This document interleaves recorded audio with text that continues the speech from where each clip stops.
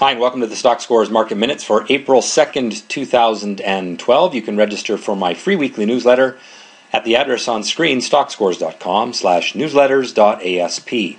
Also, a quick reminder that I will be producing some half-day educational sessions for Canadian traders. These are called the Stockscores Canadian Active Trader Expo. You can see the dates and locations on your screen. For more information and to register, go to stockscores.com/expo. All right, let's get into the weekly analysis. I want to start off by talking about trading where the action is. You will always have more success trading the hot market. There's a tendency for traders to go where they have always gone, and sometimes that is a bit of a destructive behavior. You'll have more success if you just follow the heat in the market. Following the winning stocks to identify pockets of strength is the best way to do this. The U.S. market is currently leading global equities. I think we all have that sense over the last little while. And within the U.S. market, it's the large cap stocks that have been doing better than the small caps. However, we should keep in mind that what has been strong will not always continue to be strong. We should always look for the next hot market. Now, what I like to do is look at the percentage gainers in the market each day and look for themes. For example, a few weeks ago, I noticed that the shipping stocks were all up that particular day, and they have been a strong performer since. That sector within the bigger U.S. stock market has been the hot sector of the last few weeks. All right, let's get into the analysis. Here's a chart of the S&P 500, which has been really the top performing market in terms of countries anyway in the world over the last little while. The S&P is continuing to be in an upward trend, coming into a little bit of resistance right now at the peaks from 2008, and so it would not surprise me if we saw some short-term profit taking in the next little while. However, there are still no signs of weakness. The market was up strong today, and really we're not going to encounter strong resistance until we get back to those 2007 highs. But what we can see here is that the U.S. market is the hot market. TSX is building a great optimistic pattern. It's been pretty sleepy as a market over the last 2 months, and some would say even boring.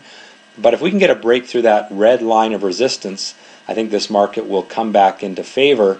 It was quite strong to end 2011 and into January of 2012, and we're starting to see some signs that money may come back to the commodity stocks with China starting to improve and perhaps a falling U.S. dollar. Here is a chart of the U.S. dollar, and it fell today and is starting to break down through that upward trend line. If that continues, we should see the commodity stocks rebound, and I would watch in particular the agriculture stocks because they've started to show a little bit of strength over the last week or two. The VIX is really a dead market, in which case we can say that fear is dead.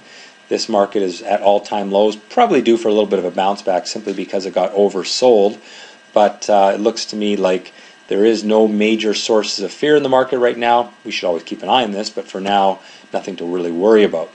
Gold is in that long-term upward trend. It has been pulling back from a parabolic upward trend since late in 2011. That's a healthy cycle. It takes some of the emotion out of the market, but we still have not broken that long-term upward trend line, and therefore the story in gold is not yet over.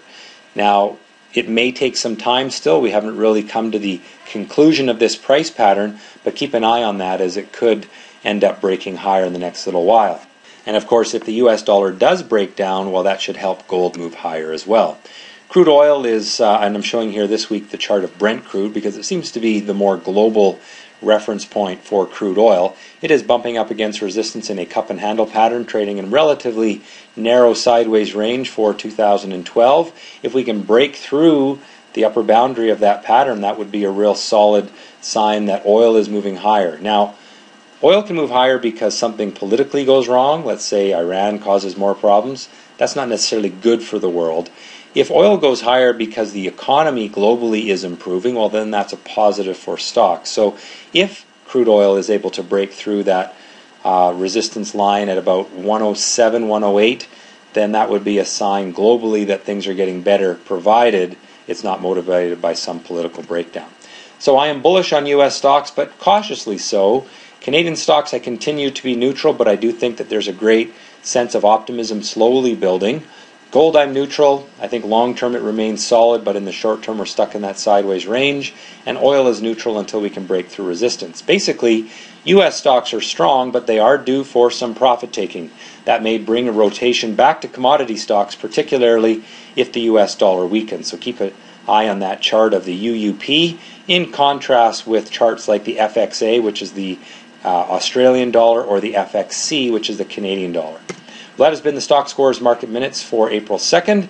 Have a great week in the market and trade well.